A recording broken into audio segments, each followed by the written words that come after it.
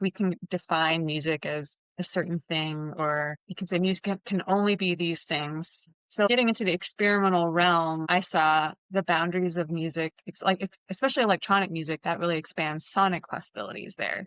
Like I can create any sound from a sine wave using electronic programs. Some of that was expression too. And so then I started exploring making music in my computer. And then that got me into the experimental community. And then I saw noise shows. The person who played right before me, it was a saxophonist just improvising, and then accompanied by someone providing percussion on a newspaper stand.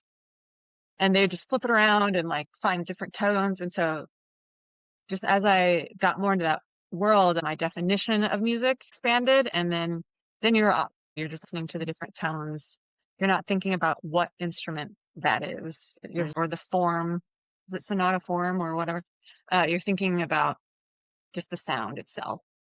And so I'd have students with Down syndrome or just like genetic disorders that just manifested in cognitive delay. But through that experience, I just got really curious about how different people learn. I stayed open and curious and let the students guide me. I'd have a lot of deafblind students, and then it became more about vibration. So someone with a diagnosis of being on the deafblind spectrum, they might have some vision and some hearing. And so I did some drumming with a student, like we do some hand drumming, and then the rhythm was visual because they would see the movement of my hands. And I thought that was really interesting because they weren't necessarily hearing the rhythm, but they were seeing it. Then listening doesn't necessarily have to be the ear. I'm using sound as a healing method rather than entertainment. So it's the intention.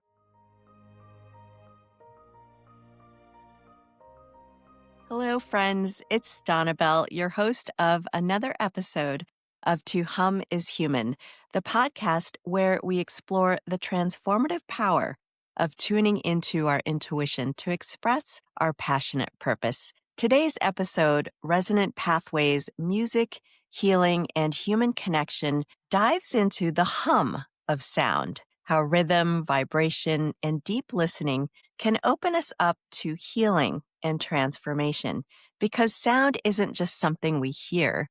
It's something we feel in our bones, our hearts, and our spirit. And if you've ever felt music shift your mood, open your heart, or bring you back to yourself, this episode is for you. I'm so thrilled to introduce my next guest, who has spent her life exploring the question, what does it mean to truly listen? Not just to music, but to the body, the spirit, and the vibrations that connect us. Lacey Lewis is a musician, educator, and healer based in Austin, Texas.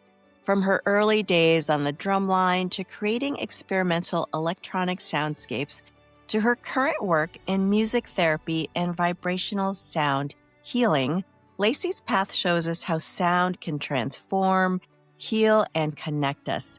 She is the creator of Heavy Stars, her solo ambient project, and Neptune Sonics, where she makes binaural beats and sound therapies designed to tune the human spirit.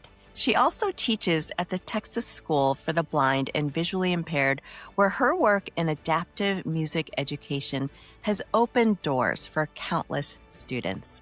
Welcome, Lacey. Hello, good to be here. Now, Lacey, you've said you've always known you do something with music.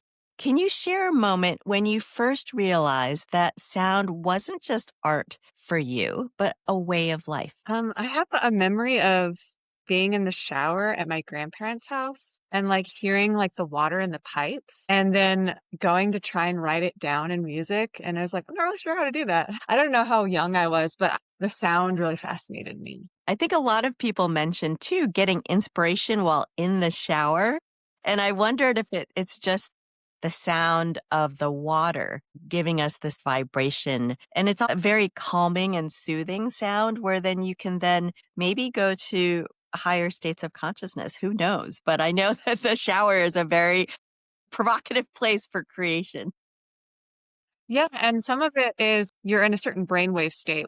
Because in the shower, you're not really focused. It's not like entering data in a spreadsheet or anything like that. It's kind of a wakefulness, but not necessarily focused. And that's like a certain brainwave. I'm, just now really digging into studying types of brain waves. So I'm not sure. It's probably like an alpha wave. And it's those certain brain states where we're at, that's where a lot of ideas can pop in. I get in a similar state when I'm unlocking my door to go into my house or like the door in my office. I get ideas like a song lyric, which is also kind of interesting because it's symbolic because you're going through a door, like a portal. It's like you're doing a thing that's out of habit. It's kind of like muscle memory. Same for in the shower. You grab the shampoo because you've done it before. So there's something to that, like the brainwave state that you're in when those ideas can pop in. Did you play an instrument growing up? There was always a piano around the house. I come from a pretty musical family. My mom played piano since age 5, and then my dad would sing. And there were a lot of singers in my family. My grandfather was in the choir. That was a big passion of his. He was a very quiet man, but he loved singing in the church choir. So there was always music around, and I would just kind of plink around on the piano. My mom always talked about getting me lessons, but she never actually did. But I did get into clarinet in 5th grade. I lived in California in elementary school, and they start band in a little earlier than they do, and at least in Texas where I live, where I grew up for the most part. But we always had a piano in the house. Woodwinds are very different because you're actually using your breath to make sound instead of like Yeah. pressing a key, and that's got to feel really different in terms of Yeah. hearing and making sound. Your path has woven through drum lines, African music in South Africa, rock bands, and ambient electronic music. Can you tell us what pulled you to these paths? I think just curiosity. Clarinet was okay, but it wasn't really my first choice. When you're a band, there's a slip where you can write first choice, and I put saxophone because I like jazz, and I like put flute. And so I got my last choice, clarinet. But a lot of my friends were playing clarinet, so it was fine. And I didn't know percussion was a thing. I asked a friend, "Oh, what are you going to do in band?" She was like, "Percussion." I was like, "Oh, what is that?" She's like, like drums and things like that." And I was like, "I didn't know you could do that." And so I think my percussion path just got a little delayed. And I think it was also expression. Like I was always curious. I was a very shy person growing up and quiet. I felt like I'm not really naturally shy. I think that came from my anxiety and things. But I think there's a need to cathartically express myself. And so I think that was the path. And so I remember the moment, and actually I'm a twin, and my twin sister and I both actually had the same moment, but we were standing in different sides of the room at high school marching band summer camp. I saw the drum line. I'd never seen a drum line before. And there was this girl playing the tenors, which is the one like the 5 drums. And I was like, I want to do that. How can no one tell me about that? And so, but I still had to do the year of clarinet, but the next year they needed more people in the front ensemble, which is the pit. Like if you see marching band, they play the marimbas and xylophones and stuff. And since I had piano experience, I was able to just easily pick up those instruments. And my sister also, we were like, let's do that. And so that just was more cathartic. You're hitting things. There's like a tone, there's a note.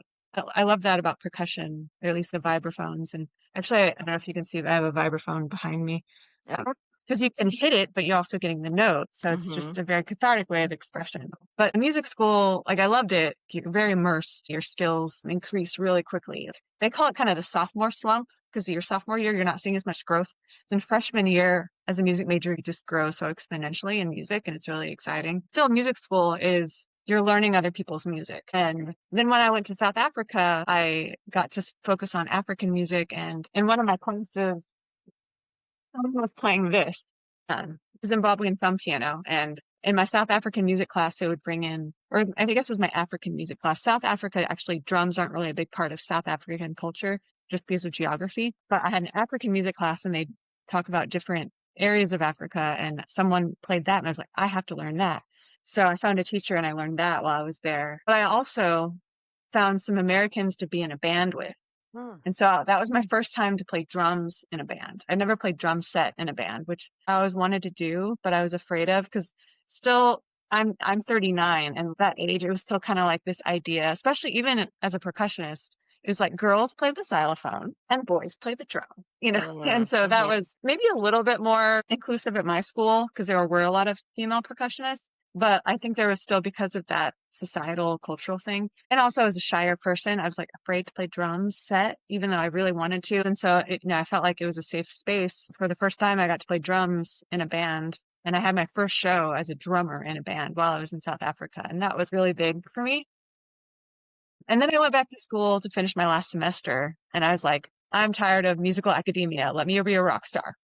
And South Africa, I'm understanding, was that a year abroad while you were still in college? Was this part of the program at school? It started off as one semester, but then I was like, I want to stay longer. So my parents let me stay longer. Well, with African music, being in a rock band and then now currently ambient electronic music, what did each of these stages teach you about listening differently? It expanded the boundaries of what music was, because like we can define music as a certain thing, or you can say music can only be these things. So like getting into the experimental realm, I saw the boundaries of music, especially electronic music, that really expands sonic possibilities there. Like I can Mm, create any sound from a sine wave using electronic programs. Some of that was expression too. I loved being a drummer in a band, but then I was like, I need to do something where I don't need anyone but myself. And so then I just started exploring making music in my computer. And then I just started getting involved in going to shows, like seeing electronic solo artists. And then that got me into the experimental community. And then I saw noise shows and like people banging on a newspaper stand because it made cool tones. There's this experimental show we have in Austin every Monday called Meme Mo Monday. And I used to go, and I was nervous and shy because I was new to the community. I was like, I'm going to go to the show and like just sit down and hope I find a seat. And now I'm like, it's like Cheers where everyone knows your name. It's like my Monday hang and I play it often. So I'm like in the rotating cast. But the first time I ever played that, I played, my music, but the person who played right before me, it was a saxophonist just improvising and then accompanied by someone providing percussion on a newspaper stand, and they just flip it around and like find different tones. And so just as I got more into that world, my definition of music expanded. You're listening to the different tones. You're not thinking about what instrument that is. You're not concerned with the instrument or the form, the sonata form or whatever. You're thinking about just the sound itself. And the possibilities of what things can make sound. Most people are sort of stuck on, well, this instrument makes this sound. And it's funny that you were mentioning a saxophonist because I remember you just recalled that saying you wanted to learn the saxophone, but here you Yeah. are watching someone and listening to someone playing the saxophone in such a new, interesting way with someone with a newspaper stand. I think there's something to coming around full circle with all of your training through music school. And then it's like, well, what do you do with the tools that you have? Sure, you could continue playing other people's music, but then you could also say, well, I'd like to create sound. Do you have a distinction between music and sound? I think it's all about the intention. Like, I'm going to make a sound, or I'm going to make this sound and think of it as music. I guess music is thought to be more organized sound. And I'm sure you've heard of this. Like, if a tree falls in the forest and no one's around to hear it, does it really make a sound? I actually just took a class on acoustics for fun because I'm a nerd. And the teacher was talking about, it's subjective because like the perception of the tree falling, because it moves the air molecules and then that vibrates the eardrum. And then the brain interprets as sound. So your brain has to be around to perceive the sound. Yeah. So sound could be anything. So what would your answer be if a tree falls and no one's there to hear it? Does it make a sound? Usually the answer is it depends. So I would say, well, if no one's around to hear it, then the sound is not perceived, but the air molecules still move. Yeah. Yeah, that's a really Yeah. great way of framing it. Absolutely. That's a good one. I think I'll remember that when someone else asks me that question because it is Yeah. about perceiving your environment, and experience is really about our understanding and experience of what's happening around us. And if something's not necessarily within our purview of experience, does it still happen? That's the Yeah. bigger question. So anyway, you currently work at the Texas School for the Blind and Visually Impaired. How do you work with the students, and have you gained any understanding about music's healing potential? I always say they teach us how to teach them. I have a really interesting job. I'm the after school music teacher. I'm the residential music teacher. And I got to that job because my mom was a special education teacher. So I was always kind of around the world of different types of learners. But I never ever thought I would be a teacher. It's a cosmic joke because I hated school. I was always good at school. Academics came pretty easily to me. It was Mhm. a social aspect that was harder for me just because I was always kind of an old soul. But I had to spend so much time in schools because my mom is a special ed teacher, and that comes with a lot of paperwork. And so we were always hanging out in the classroom till like 7 p.m. when most people are already at home. And so like, I find it a cosmic joke. I also never went to the school dances, and now I'm the school dance DJ, which is also funny. It's So really funny. it's, yeah, cosmic jokes, like, hi, universe, I see you. So I never saw myself as an educator, but I guess education kind of claims you when you're supposed to do that. But I've always worked in education. I worked as a bilingual reading tutor right out of school for AmeriCorps. That's what got me to Austin because I wanted to be in the music scene, but I needed a job. So that job just kind of got me into education. And so I started teaching drums at a music school, and I ended up teaching there part-time for like 11 years. I was always doing some full-time job and that on the side. I would just get children with special needs, and I just became this designated special needs drum teacher. And then my name would kind of circulate around the town, and I'd get people inquiring, and I had a wait list at one point because I was just curious. I didn't claim to be an expert, but I was open to it. And so I'd have students with Down syndrome or genetic disorders that just manifested in cognitive delay. So yeah, a lot of autism, a lot of like Down syndrome and things like that. And we even did a project with the school on reviewing the parents of the students with special needs. Parents with children with special needs, they'll always be my heroes. Through that experience, I just got really curious about how different people learn. And so I ended up getting a part-time job at the School for the Blind working in the dorms because it's a residential school. The next year, my boss was like, hey, do you want this after school music job? And I was like, sure, because that's what I was interested in the first place. I got a job there because I was teaching music to people with different needs. And so I just kind of manifested that job, and I just stayed open and curious and let the students guide me. I'd have a lot of blind students, and then it became more about vibration. I had to let my structured academic way of approaching teaching and music go.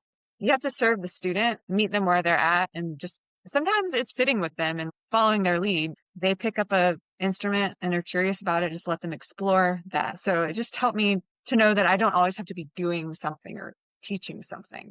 Sometimes it's observing or just being there. Deaf blindness is a spectrum. So someone with a diagnosis of being on the deaf blind spectrum, they might have some vision and some hearing. And so I did some drumming with a student. And so then we do some hand drumming. And then the rhythm was visual because they Mm, would see the movement of my hands. And I thought that was really interesting because they weren't necessarily hearing the rhythm, but they were seeing it. And then I got more into like learning about vibration. And so we have these things called resonance boards. It's basically just a piece of wood that you can put a speaker on or they can sit on, and anything they do, it's just going to enhance the vibration, even if they're writing or coloring. mhm. So we incorporate those a lot. One student really liked to have the foot vibrator and put his hands in it, and then while also maybe having music and going on because he could feel the vibration, things like that. I've gotten more into like learning about haptics. Like we have haptic vests. Some of that like technology has come out of like video game chairs and stuff, like feeling the vibrations. We think about deep listening, but I think that can almost be ableist. How about deep perception? Because not everyone hears. Mm, But then listening doesn't necessarily have to be the ear also.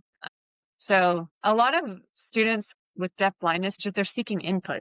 And so however they can get that, if mm. it's vibration or like a bass guitar or holding clay, or I do a lot of kinetic sand. I have a student with deaf blindness and I'm still trying to figure him out, but I know he likes kinetic sand. So I'll have him play with kinetic sand, which is really fun. It's just like sand that has like, I guess, oil in it that makes it a little almost like magnetic. Mm. And then he likes this one Rolling Stones song because he can, even though there's a limitation in the frequency he can hear, he can always pick out this melody painted black. So he'll sing me that melody and then play with kinetic sand, and then that's what we do. So That's yeah. so amazing. I think because of your openness and your willingness to meet the students where they're at, they feel safe enough to really explore while you're there, and that you give them the opportunity to do that in whatever it looks like. Some of the ways in which you approach sound therapy are so fascinating. I just was trying to picture the haptic vest. And is it my understanding that you're supposed to feel whatever you're seeing on the screen when you're going through a video game? Is that what the haptic vest is supposed to be doing, or what? How do those work? I'm not totally sure how it works in video gaming, but like it's basically vibration. I forget the brand that we have, but there's a really cool program, Music Not Impossible or something. Hmm. I do some work with this other electronic community in town. I do accessibility services. So I coordinate ASL interpreter and accessible seating and things like that. And I was trying to work with them. They're very expensive though. I think it's called Music Not Impossible. They have amazing next level haptic vests, haptic suits really. And the person there described it as if there was a 26 voice choir. There's the nuance of the 26 voices. That Hmm. vest has like 26 different points. So you'd be able to pick up all the nuance of the music. And so I haven't gotten to use those vests because there's only like 75 of them in existence. And like some of them are in long-term rent in like Switzerland or something. I eventually want to work with them and do something with them, with the students. It's a little bit more nuanced vibration than this other one that I forget the name of the brand, but it basically is just a vibrate. Like you can hook a speaker into it and the vest will vibrate. But I think it's just the whole vest vibrates, whereas the other ones, there's a little bit more nuance to how it vibrates. Well, and Yeah. I see a beautiful connection between how you compose music, either through noise or either through ambient tones or frequencies, and then working with these students is giving them an experience in however they can perceive sound or vibration. What has your experience been with them when something clicks for them, when you find that whatever you're working on with them has this incredible reaction within them? Well, I do remember one moment. We use a lot of balloons at the school, so I bring live music once a month. I really love community collaboration, so I'll bring a lot. It ends up being a lot of my friends' bands to come play, and I'm in the electronic community, so I often bring like electronic type musicians. And so we have balloons in the room because balloons actually enhance vibration. You can hold a balloon, whatever vibration's happening in the room, you feel it through the balloon. And I had this student who has deaf blindness. And I'm always trying to be wary of my language also, because like there's person first and then there's person with deaf blindness or deaf blind person. And so I'm always trying to navigate, make sure I'm saying what's most respectful. So I might change how I say things, but this person is deaf blind and it was their first time experiencing vibration through a balloon. They're just seeing like their Mm. reaction to that. That was really cool. And actually, your question reminded me of learning about these haptic vests and talking to that company. I learned about a different kind of field, which I'm really interested in exploring myself, which is vibro composition. And Mm. that's composing music where the auditory aspect is secondary, but I guess they're composed for these suits Mm. specifically, but the focus of whatever piece is composed is to vibrate the body in a certain order. It's a composition for vibration rather than sound. Mm. So I'm really interested in exploring that more. And I know we met through our biofield tuning class Yeah. and going into that approach that sound is medicine. Now, can you speak about how, when you're working with the students, because when people think about perhaps sound or music, there's a performative aspect to it. There's something about you performing in order to make these things happen or entertaining in a way. And I know that that's not typical of how you work, but in general, for most people who listen to music or who go to sound shows, what happens when we shift the frame from sound to medicine? How does that feel to you, especially now that you're exploring more with biofield tuning and other forms of entrainment and resonance? So your question is how does it feel to think of it as medicine rather than sound? Hmm. I guess it goes back to the intention of I'm using sound as a healing method rather than entertainment. How does it feel for me to focus on the medicine rather than the performance? Hmm. Hmm. I guess that can be a challenge too, because being a performer and also being a recovering perfectionist and aspiring good enoughist, I can go into like a session thinking, oh, I have to do this right, or this person has to have this amazing experience. Like when I perform and everyone's, oh my gosh, that was amazing. That is taking the focus off me. I remember one of our trainers said, we're the banks of the river for the person on the table and take the focus off me. And that's why I like that hollow bone. Like we talk about being the hollow bone where we're taking ourselves out of it and we're just being a conduit. So yeah, that is a shift because not just from being a performer, but also being like recovering type A perfectionist is this is not about me. Mm. Let the sound do what it is, where it's like I'm controlling the sounds in the tuning field, a biofield tuning session. It's well, I'm striking the tuning fork, but it's their field that's really controlling sound and Mm. other things that might be affecting the sound environmentally. So it's helpful to think, yeah, it's not about me. For our listeners who are new to just even what these terms mean, like vibrational sound therapy or biofield tuning or brainwave entrainment, can you explain what those terms mean and how you use them? I'm trained in vibrational sound therapy. I don't really do it a whole lot except for maybe for my friends, but I have some metal Himalayan singing bowls that you place on different parts of the body. Usually people call the chakras, but I try to say like energy centers because that's more of a neutral term. And that just helps the body relax, basically. And same for like the tuning forks, even though they're not as on the body as much. They're used to help the body relax. I like the tuning, the biofield tuning has a lot more science behind it than the vibrational sound therapy, at least in my experience. But those all really operate on entrainment and resonance and brainwave. Entrainment is just getting the body into a rhythm. With brainwave entrainment, there's 4 brainwaves. There's alpha, beta, delta, and theta. Delta is when we're in deep rest. And so it's like 0 to 4. And theta is like 4 to 8 hertz. And when I say hertz, that just means cycles per second. Think of a wheel going around as a cycle. And so just getting the body a rhythm to follow. We need consistency, even in our routines in daily life. We need something that's consistent and coherent, and giving the body some sort of input, striking the bowls at a certain rhythm, striking the tuning forks at a certain rhythm, having the hertz of the wave, that's entrainment because it gives the body something to hold on to. Mm. Oh, there is a syntropy, not entropy. There's not chaos. There's order.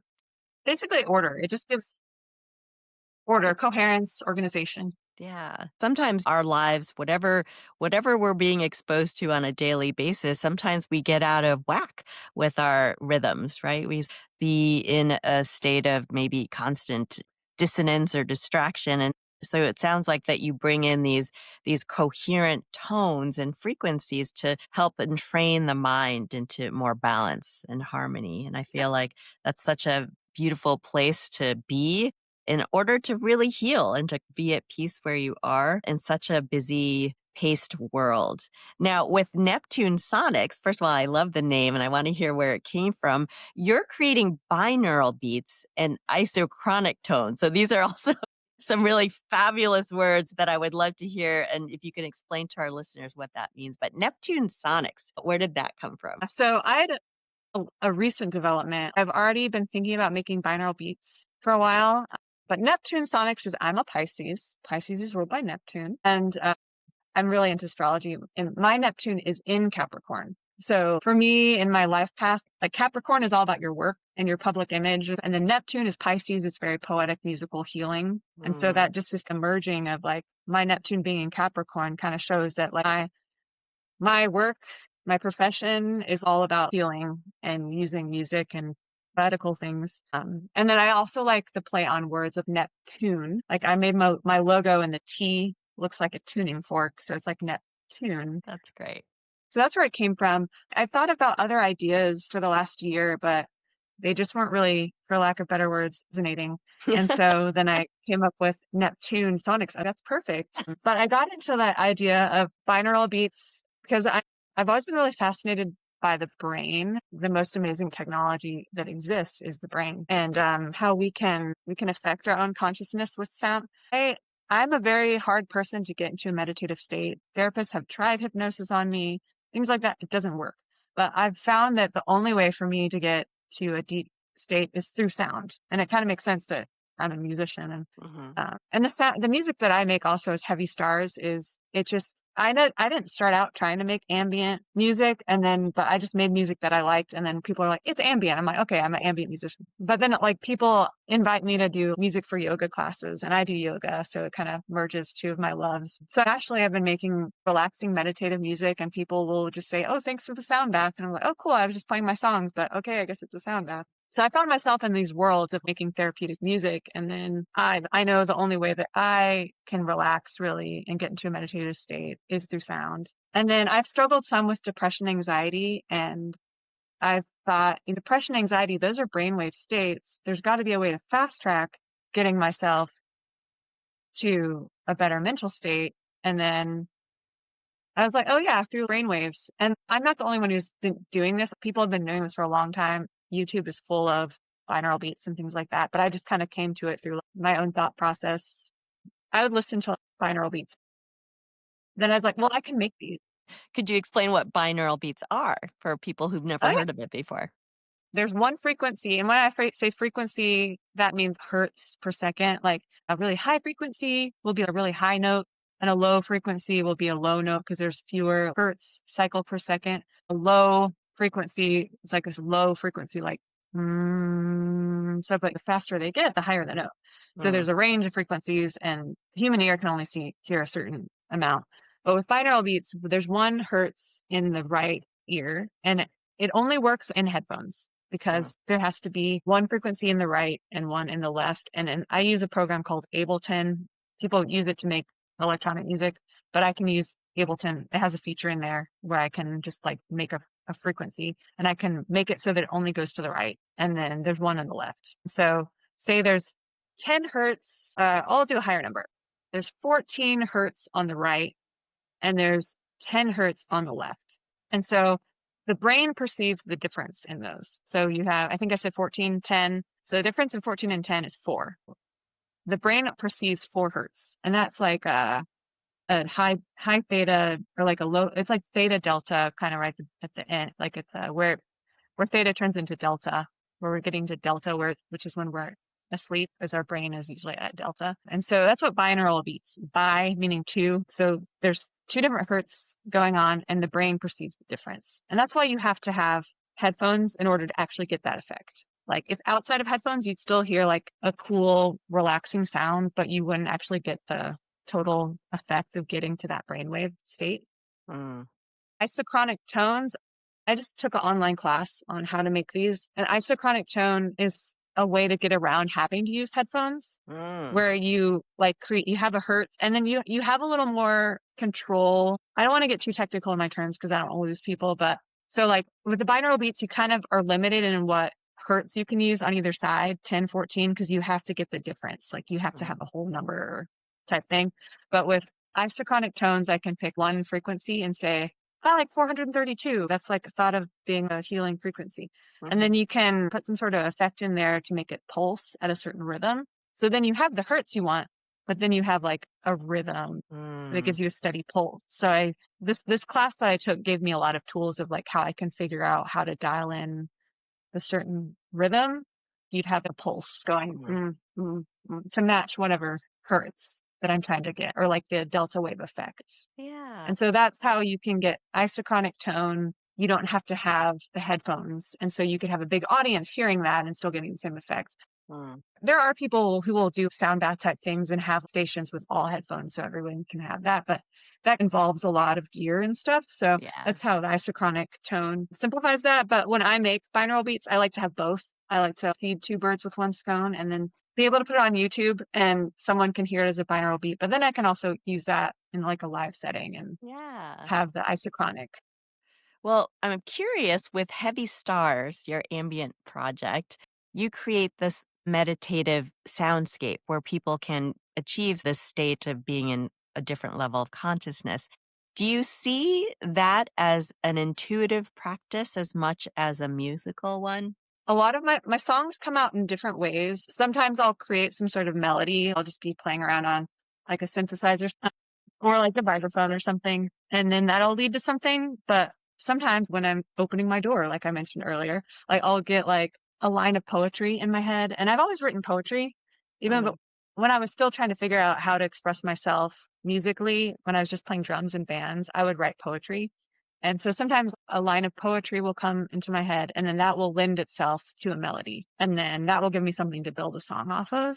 And then the instruments I use, like synthesizers, and I also tend to incorporate a lot of world music type samples and beats, just because that's an interest of mine and that's something I've absorbed through like living abroad. I'll intuitively build a song just from some lyrics, some poetry, and then my songs just tend to be slower, more gentle. And so that's what kind of gives it that meditative feel. mm, mm. Yeah. Well, Lacey, in this season of your life, what feels most alive at this intersection of music and teaching and healing right now? Over the summer, I've traveled a lot, and before that, it was the school year. So I've been wanting to write my next album, and I finished my music therapy school. Working at the School for the Blind led me to go back to school to become a music therapist. And so I finished that almost a year ago. So I've just been kind of getting used to life not being in school anymore. I call it civilian life. And so now I'm trying to get into a rhythm of writing my songs. But I feel like I'm actually now working from a place of regulated nervous system because in school, like you're stressed, you always have stuff to do. And even before that, when I was writing my music, I was putting time pressure on myself. Like I have to finish the song. So I feel like I'm finally now approaching my music from a place of safety. I'm safe in the process. Before I was like, oh, I have to be finished. Same with recitals. I think that comes from the musical academia. I have Mhm. this recital to perform, so I have to learn all these pieces. So there's this time pressure, not good for the crown chakra. And so, yeah. So now I'm like, okay, well, I'm just gonna let it flow and have joy with it and not pressure. And Mm, so that's my focus right now is just to like get up and be curious and see what am I gonna create today rather yeah. than like, oh, you have to create today. Two totally different feelings, and honestly, being a creator myself, that is not the space for creativity. Nothing really great comes out of that. Yeah. And Yeah. so that's exciting. I'm trying to tweak my setup with some new gear. And then originally I was actually going to go back to school again because I want to study sign language, which I Mm, will mhm. eventually, but I have my whole life to do that. And then I'm like, Lacey, you just finished school a year ago. Don't do that. I need to have, time Yes, where I don't have homework. And yes. I have my whole life. I think we sometimes get into this mode of like, there's expiration dates and deadlines, Mm, and there aren't really. yeah. Sign language will always be there. And Yeah. so right now I'm into not having homework and just getting up and being curious. And also now that I started my binaural beat stuff, like and that's another way of creative outlet. So I Mhm, get tired of working on a song, I'll go work on binaural beats. It's just a different way of creating. That's what feels really good.